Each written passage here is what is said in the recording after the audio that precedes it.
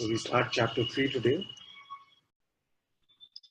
The chapter is called Test of Self-Realization. I've been talking about a test. Test of self-realization. So what happened so far? The story so far is that Janaka asked Ashtavakra for help to discover himself, to find the self. And then Ashtavakra spoke for the first chapter and then and started speaking from that discovery, from the self, as the self. Beautiful second chapter was all about Janaka sharing his discovery. And typically what a master will do is not just take your initial word for it, because the masters know that quickly the spiritual ego can come after that. So they keep poking you a bit, prodding you a bit. So the test of self-realization is Ashtavakra saying, having realized yourself as one, being serene and indestructible, why do you desire wealth?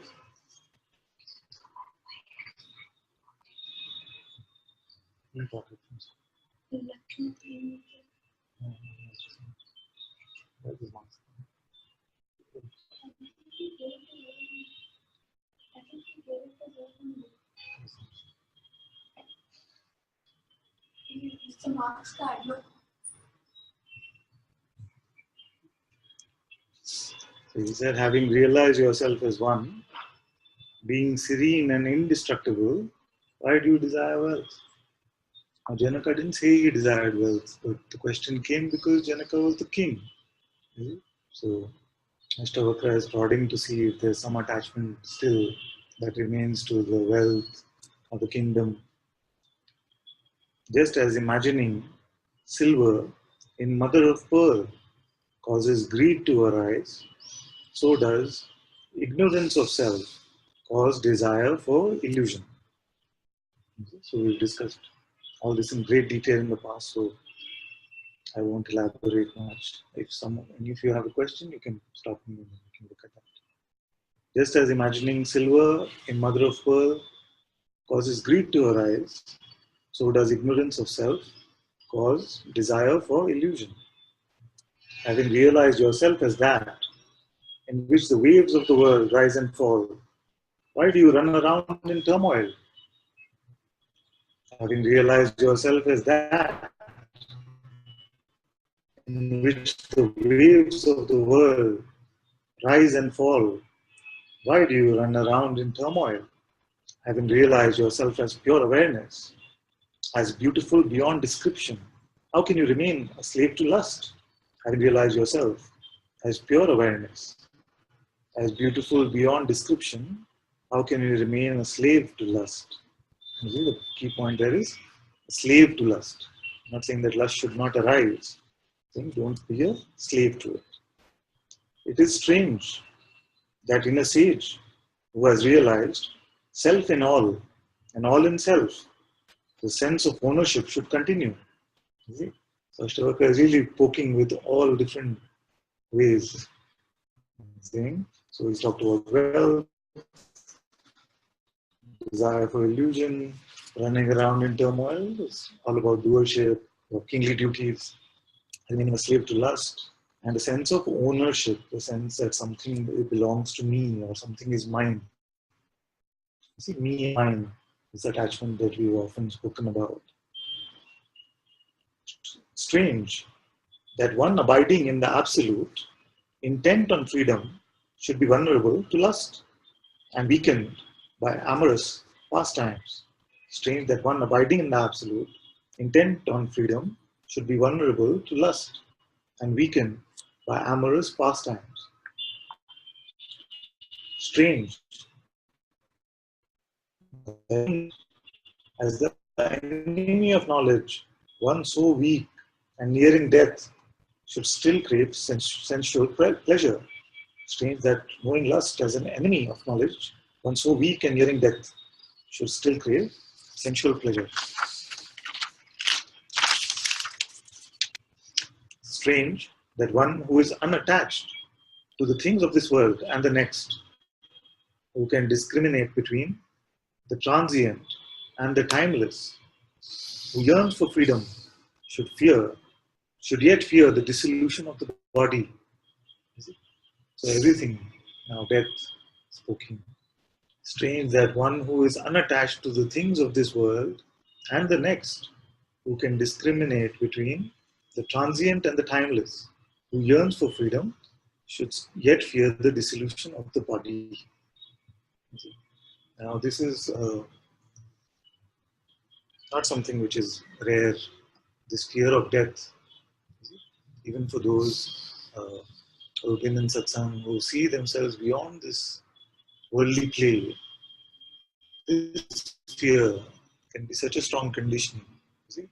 So this fear can be such a strong conditioning. I saw coincidentally that Olga was also here today. So she is one of those who told me that this fear of death is a very strong feeling, the sense of death. You see? She said once to me that at least if I know I'm the self, at least I know it continues. So there is no end. You see? But it, even this cannot be used as a crutch in that way, you see. Of course, you're discovering yourself to be that which is beyond time and space, but you're also finding yourself to be that which is prior to all attributes.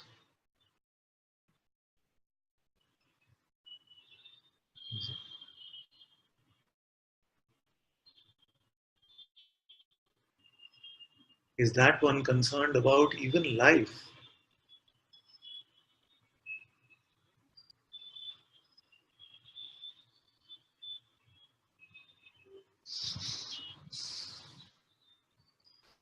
Is the play of existence really something which makes a real difference to the self?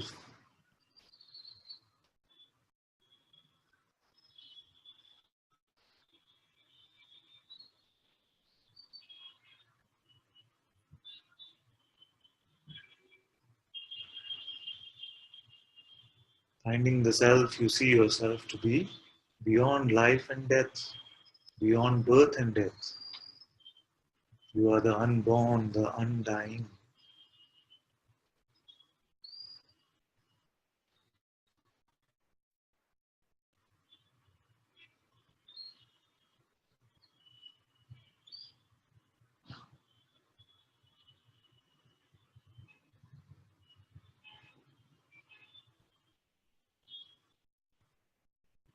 It is this, many times it is a manifestation of this fear, which comes, which can seem to be an obstacle to our remaining empty of concepts. Many of you feel like this. You might not put it in this way, you might not express it in this way, but when you don't have a concept about yourself, you can feel something very shaky, as if you are dying. And the mind will immediately come and say, no, no, no, no, don't go there. That is trouble. Is it? And the master is saying, no, no, stay there and see if that is really trouble. Stay here and see if that is really trouble, or is it just the mind saying it is trouble?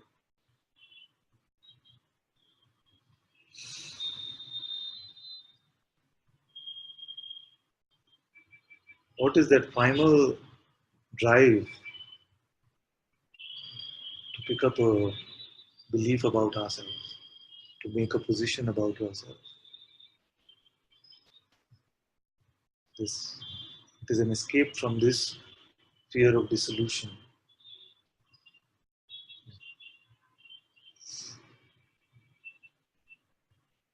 And many have actually come to this point and in the play returned.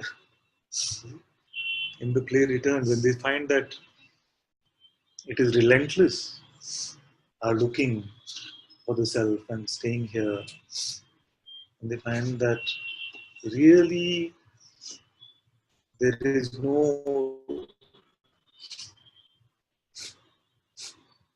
room for belief in your personal identity.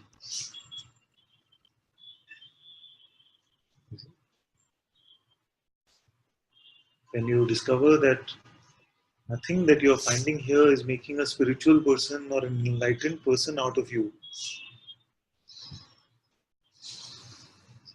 you're asked to let go of all the concepts. You're not becoming a good person. You're not becoming, definitely not becoming a better person. Okay, in the play, don't pick up the opposite idea. Okay, they're saying that this is not personal. Beyond this we go. Beyond birth and death.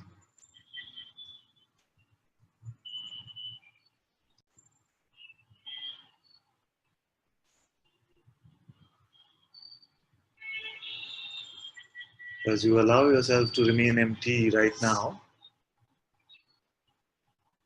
notice the mind's offers for you to take a particular position.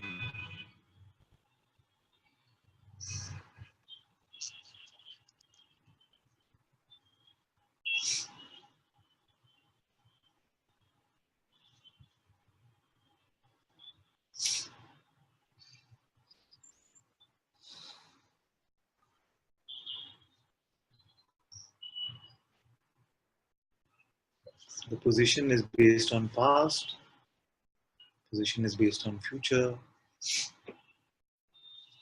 the position is based on wanting something, position is based on doing something.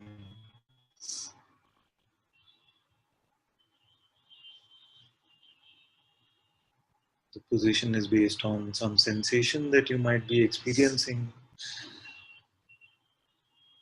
What is the door for this me?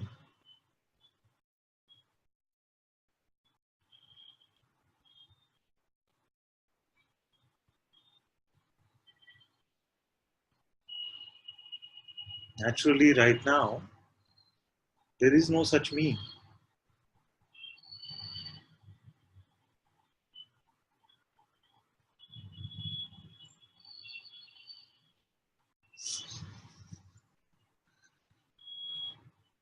You can really slow it down.